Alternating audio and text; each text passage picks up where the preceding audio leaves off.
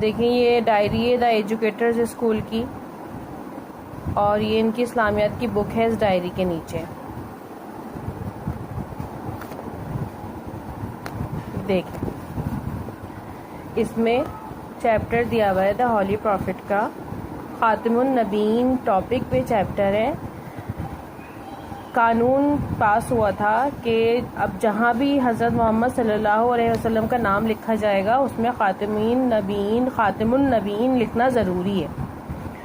तो ये स्कूल है ना द एजुकेटर्स, आप ये देख सकते हैं जब ये पढ़ा रहे हैं बच्चे को तो उन्होंने रसूल अल्लाह खातिमुन नबीन काटा हुआ है। ये 2 सवाल इन्होंने पढ़ाए हैं और दोनों में काटा है।